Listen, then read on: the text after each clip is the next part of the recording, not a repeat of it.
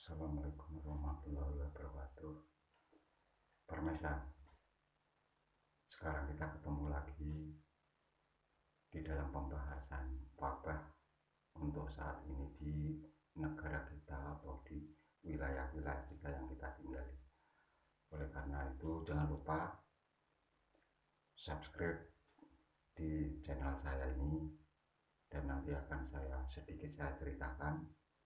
Ikuti terus nanti video-video saya selanjutnya, dan saya akan membuka semua takbir-takbir sebenarnya bencana ini seperti apa dan dari mana, karena apa. Sekarang mau saya katakan bahwa saat ini di negara kita, bahkan di seluruh dunia, sedang mengalami yaitu pagebluk.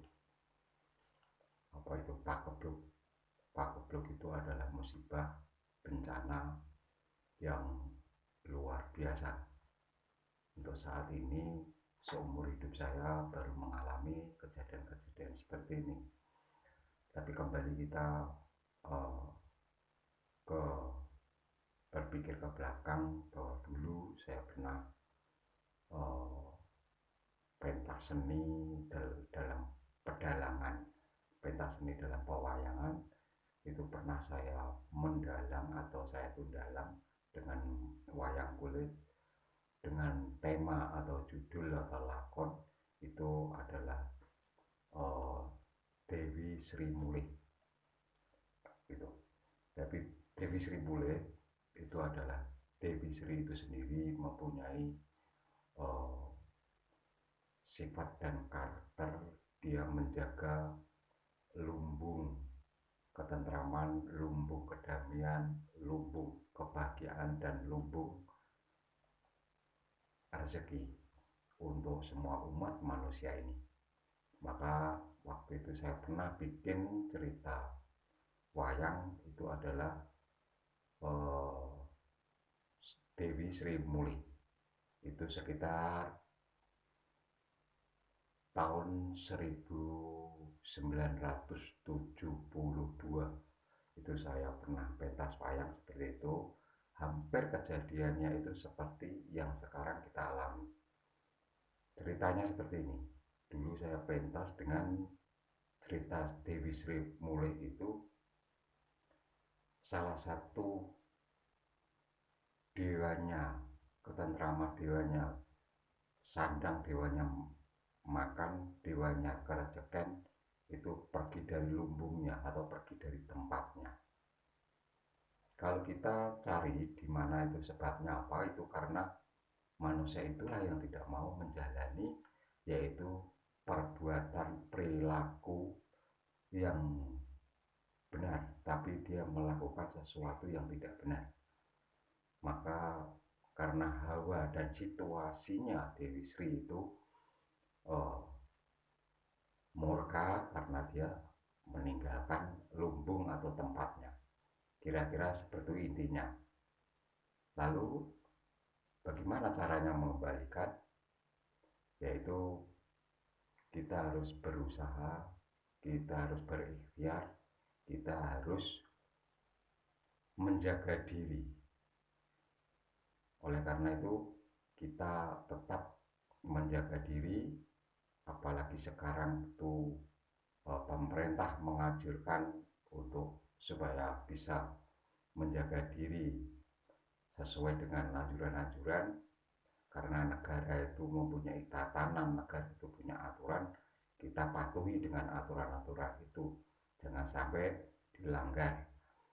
Oleh karena itu saya ceritakan lagi bahwa dulu waktu itu ada yang namanya Prabu Gembung Tanpa Sirah. Itu adalah wujudnya raksasa, cuma tidak ada kepalanya. Itu dia mempunyai anak yang namanya Nilo Taksoko. Nilo Taksoko itu dia menginginkan sekali kawin dengan Dewi Sri atau daup dengan Dewi Sri. Cuma Prabu Gembung Tanpa Sirah tidak setuju karena itu bukan hak dan bukan jodohnya dan bukan miliknya. Lalu Nila Taksoko marah karena dia tidak boleh untuk menikahi atau suruh melamarkan Dewi Sri. Nila Taksoko itu tadi pergi kabur, tak kemana. Nggak tahunya dia perginya itu justru ngamuk ke semua negara mencari Dewi Sri itu. Ketika itu Nila Taksoko dia ketemu, karena dia merusak negara, ketemu dengan lawannya, yaitu uh, burung Garuda. Burung Garuda itu dia kalah, bertarung dengan Nila Taksoko itu kalah. Setelah kalah dia menjadi ular. Setelah menjadi ular, akhirnya ular itu diambil sama si burung Garuda itu, dicengkram dan dibuang, langsung dibuang. Menurut konon ceritanya itu jatuhnya ke tengah-tengah ladang atau tengah-tengah sawah. Dan Prabu Gembong Tanpa Sirah itu tidak terima karena anaknya itu meninggal secara uh, tidak seperti biasanya. Lalu marah Prabu Gembong Tanpa Sirah, dia bersumber di dalam pikirannya, saya akan menghancurkan semua kehidupan kalau sampai Nila Taksoko itu uh, tidak bisa hidup kembali.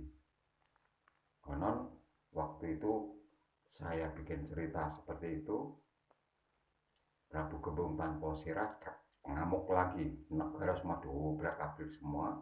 Setelah diobrak-abrik, dia ketemu yang namanya titisannya Sang Hyang Wisnu, itu Sri Bathara Kresna. Lalu dia kena ditamani atau dilempar dengan senjata cakra. Dia muspro, dia hilang, pergi. Tapi sudah tidak mampu lagi, dia merusak negara. Ternyata setelah Sang Hyang Wisnu yang menitis di Sri Bathara Kresna itu bilang bahwa ini adalah merupakan wujud angkoro, wujud yang namanya Sengkolo, yang wujud yang namanya ini adalah rajanya Raja Sengkolo. Makanya dia tidak sendirian hidupnya, dia punya anak buah yang namanya jin setan berperayangan, gendruwo lulus banas pating nggak balungan tanda, yang dia akan selalu akan menggoda, mencoba menyakiti semua kehidupan yang ada di bumi ini. Nah, Prabu Gembong Tanpa Sirah itu tadi pergi nyari kepalanya, ternyata dia ngambil kepalanya itu ada di bulan. Maka waktu zaman dulu ketika ada rembulan itu gerhana, itu orang kampung semua pada mukulin, ya ada yang ember, ada yang lesung, ada yang macam-macam. Yang dipukulin dibikin rame supaya itu tidak terjadi hal suatu apa. Dan itu ada lagi yang hamil, itu nggak boleh melihat rembulan, nggak boleh. Waktu ada yang hamil dia pasti masuk di kolong tempat tidur kalau zaman dulu. Nah, kalau kita pikir lebih dalam, karena dia sudah mengancam, dia tidak akan berhenti untuk menghancurkan manusia. Lah, saat-saat inilah kemungkinan ada korelasinya, ada hubungannya dengan wabah ini. Pemirsa, kita harus waspada. Wabah saat ini tidak bisa dibikin main-main, tidak bisa dibikin disepelekan, tidak bisa dibuat kita seenaknya. Kita harus waspada. Kewaspadaan nomor satu adalah satu, kekuatan mentalitas kita. Yang kedua adalah iman kita. Yang ketiga adalah bagaimana untuk menjaga kondisi kita, imunitas kita, kekuatan raga kita itu bisa lebih baik. Dan oleh karena itu saudara semua, saya himbau taatilah aturan-aturan yang ada dan kita selalu menjaga demi keyakinan pikiran Anda semua, saudara-saudara saya semua. Coba ini saya ada sedikit rangkaian doa. Mungkin ini bisa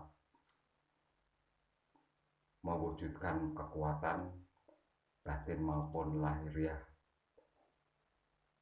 Anda sekalian. Coba dengarkan, kalau perlu nanti bisa ditulis ya, bisa ditulis atau nanti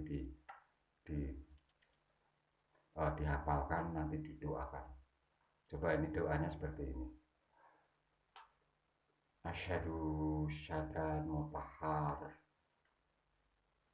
si bopo kang murobo wiseso si buyung kempaling iman si anak pancaring janmo pangeran Panotogomo kang bisa ngrata jagat nyirap sakehing penyakit pangeran kekuno kang tulen sajroning tulis kang urip tan kena lara bathi urip langgang purba wasesa ya ingsun kang bisa ngucapake pasmangatmu tahar ya ingsun pangeran Parabaya ingsun kawulane asyhadu syadat sang yang kawula bumi